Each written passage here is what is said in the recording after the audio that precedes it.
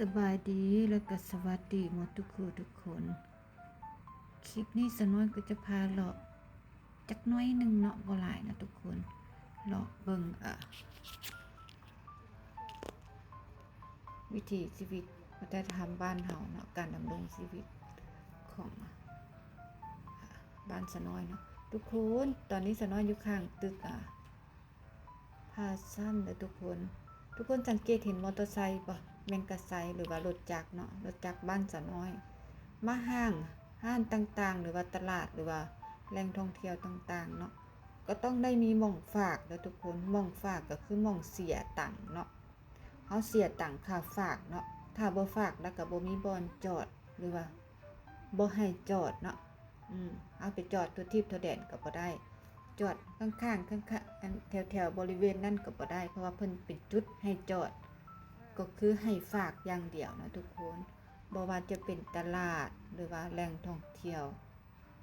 หรือว่าหม่องที่ว่าเพิ่นจัดไว้เนี่ยเนาะการมีการ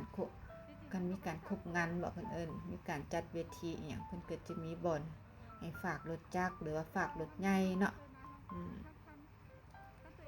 ที่บ้านสะน้อยจะเป็นแบบสิเบิด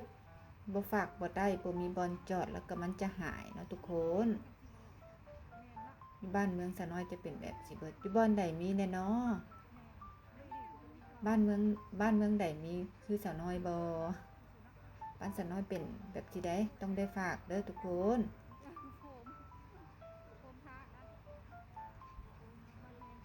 ถ้าพูดบ่ถูกหรือว่าเป็นแนวใดก็ขออภัยเด้อทุกคนตรงบริเวณนี้จะเป็นห้างพาสั้นกับเวียงจันทน์เด้อทุกคนเลาะเบิ่งน้ำกันจักน้อยหนึ่งเนาะทุกคนเนาะขอบคุณทุกกำลังใจที่แวะเวียนเข้ามาหาเด้อขอบคุณมากมายเข้ามาแล้วช่วยกดไลค์กด Subscribe ถึงบ่กดแชร์กับซับหัวสิงไข่ให้สะน้อยพอได้มีแหงนะทุกคนเนาะ ว่าตลกในจักหน่อยเด้อสะน้อยนี่เป็นจังได๋ก็ขออภัยเด้อทุกคนคันเพิ่นเว้ามาเพิ่นก็แทรกแซงด้วยมุกแล้วเพิ่นก็ได้มุกฟืดๆเนาะทุกคนเนาะขอบคุณทุกกำลังใจเด้อทุกคน